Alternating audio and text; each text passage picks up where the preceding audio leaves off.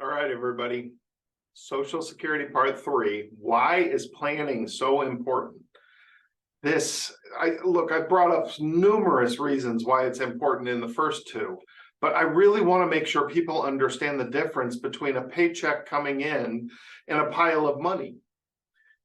They're completely different, and it's nerve-wracking. If you're new to retirement, or if you haven't moved into retirement, if you haven't relied on your savings to survive, it's a big deal taking money out of that savings. It's difficult. And that's why I'm always a huge advocate of having enough guaranteed income to pay the base living expenses, because the psychology of finance takes over when you retire. It's like flipping a switch. All of a sudden, you're just twiddling your thumbs, looking around going, oh, how do I pay for things? I don't have a paycheck coming in.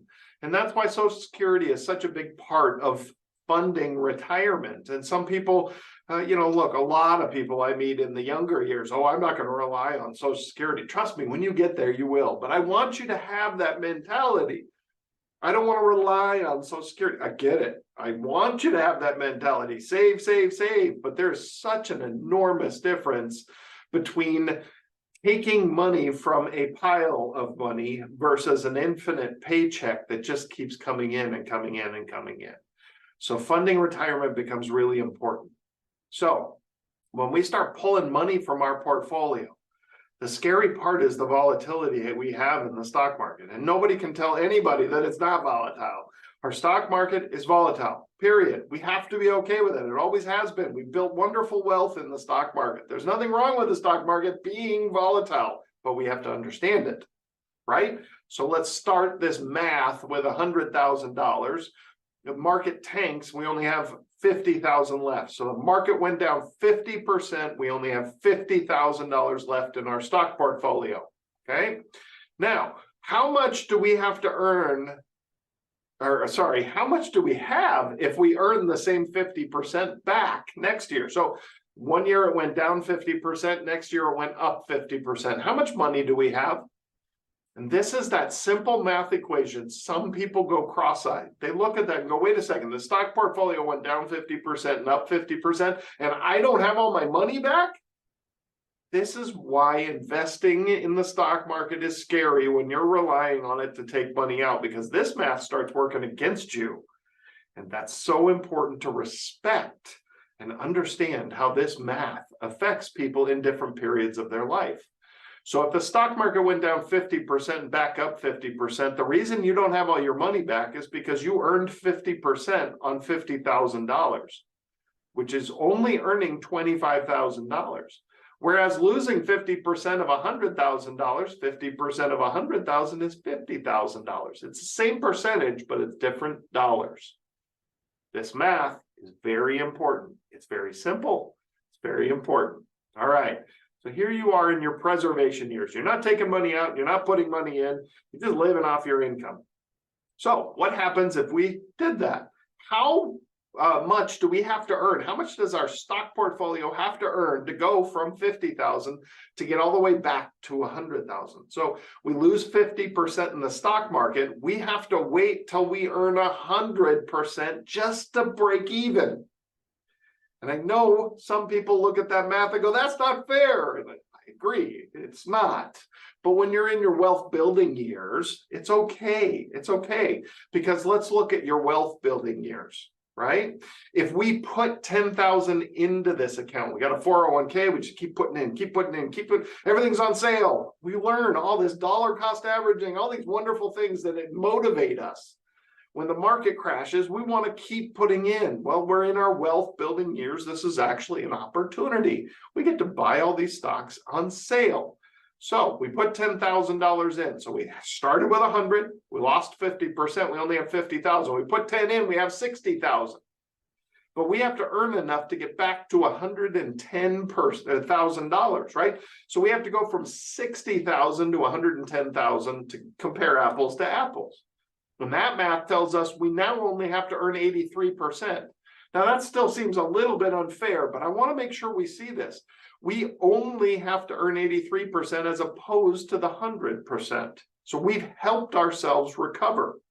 That's the first part. And now we bought all those shares on sale. We have more individual shares. So the sooner we break even, now we build our wealth.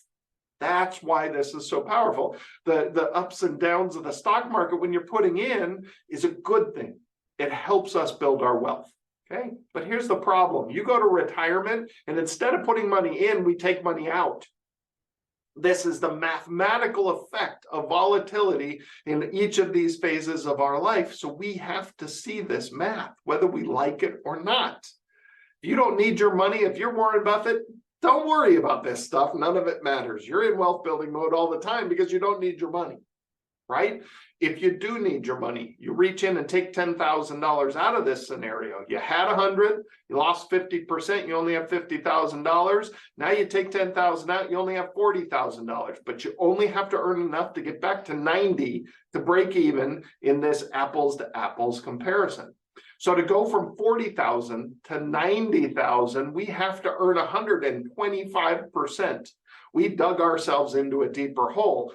And for retirees, the hard question is, are you going to be able to earn that, make that back before you make your next withdrawal and dig yourself in deeper?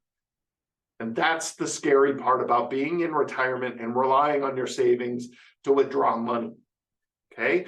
The investing portfolio is not going to react the same as you putting in. Putting in, it's an opportunity and we build our wealth that way. But pulling out, you will destroy your portfolio if it's going up and down and you're pulling out. So please be very careful about withdrawing from volatility. That's how people destroy their retirements. Okay. So a lot of people hang their hat on the 4% rule, which is absurd to me. Look, when interest rates were virtually zero, the 4% rule, okay, no problem. Now, you go back and look at the math on the 4% rule.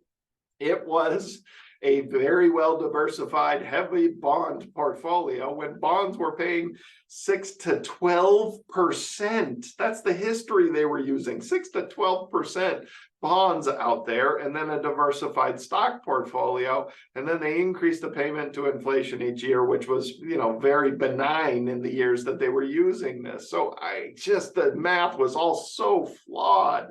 And then it got mathematically disproven in the 2000 to 2010 decade because we had the combination of 9/11 and 2008. Going back to that volatility in the math during withdrawal, the 4% rule blew out and it didn't work. The 4% rule says you can withdraw 4% for the rest of your life. Well, if I can go out and get a 5.5% fixed interest rate, why can I only live on 4%? Doesn't make any sense to me. Better yet, when this math was created, if I could go get a 12% 30-year bond, why can I only live on 4%? Can't I pull 12% out? Oh, so terrible. So look, people still look at their portfolio and say, well, we should be safe pulling 4%. Okay, it's a good rule of thumb, but the math is totally flawed and it's very dependent on how you invest. So I want to make sure you know the difference between a 6% earning portfolio and a 6% averaging portfolio. That is huge. This math gimmick trick people need to keep out and understand that this is so terrible. I've seen this so many times.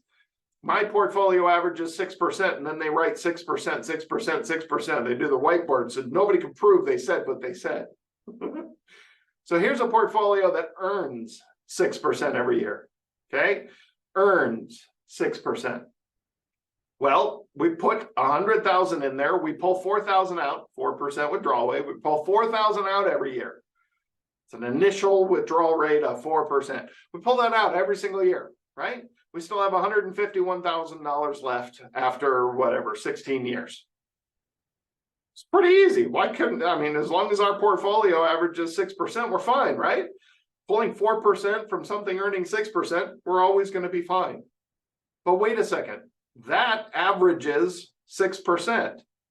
That has 9/11, that has 2008, that has turbulence in it, just like the stock market gives us, right? Sometimes we have great runs. Sometimes we don't. We have turbulence. But this still averages 6%. So we should be able to pull 4% out of there, no problem. then why do we only have $56,000 left after 16 years?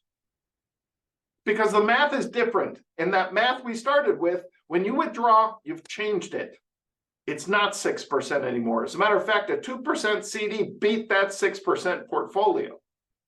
And this is what frustrates me. This is such basic math to a math geek like me, as somebody who loves playing with spreadsheets, right? To an engineer, we understand this math, and we need to make sure that we plan around this math and have a plan in retirement. And this is why Social Security is so unbelievably important in our decision-making when it comes to planning out our income plan in retirement. So building your portfolio, every single person listening to this is a completely different person and has a completely different situation. So we have to look at everything step by step by step. And the first thing is the foundation to your retirement. That's why we use this pyramid. It helps people understand that if we don't build from the bottom up, you're going to be in trouble. And the most important thing is the foundation. If the foundation isn't strong, the whole plan falls apart. And the foundation of every retirement is always going to be that income plan. Knowing how much guaranteed income you have coming in and making sure it covers all your base living expenses. Some people are fine with Social Security that's only $1,200 a month because they only have $1,000 a month in base expenses. I'm talking about survival expenses, not fun vacation trips and stuff like that. I'm talking about base survival, pandemic, hiding at home type expenses. What keeps the shelter over your head? How much food do you eat every month? The base income. We need to make sure that we have that base expense level covered by guaranteed income. Because the second you realize this in your plan, that leaves the rest of your money for fun, right? And so we fill our bank account with 1 year's budget of fun money. Income takes care of all the base living expenses. 1 year's worth of a bank account that covers the unexpected emergency expenses and all the fun money we need for the year. Enough to cover if an air conditioner goes out. I live in Arizona, so we have to have air conditioning. We're currently on our 14th day of over 110 degrees. We have to have air conditioning here to survive. So cash in the bank account, we use this differently than our working years. It's not just emergency money. No, it's money we're going to spend. And then your investment portfolio is there to refill that bank account once a year to control the taxation. Don't pull from your investments every month. Now you're really exposing yourself to that volatility. Have some safe investments so you can pull from those when the stock market's not doing well and pull from the stock market when it is doing well. That's the whole point of all this. And then all the transfer of wealth, speculative investing and fun stuff, not until you have a good plan that'll take care of you in your retirement. But the absolute foundation of your retirement is that guaranteed income, especially people that are heading into retirement early. You've got to plan that out. You've got to figure that out. You've got to piece it together, pencil it out, and figure out how you're going to fund that retirement without Social Security so you can wait for a little while and have a higher Social Security. So hopefully that helps and see why planning is really important and looking at the greater picture, planning in these Social Security decisions that we're going to make into the bigger plan of retirement. This is the puzzle I love, creating those income plans, creating a good investment plan to fund your retirement. Give us a call, shoot us an email. I'm always happy to help. The next session will wrap this all up, put some more planning into this, and really help you see how Social Security plays into this planning. So we'll see you in the next session. Give us a call, shoot us an email. Always happy to help. Comment below, share with your friends, and we'll see you next week.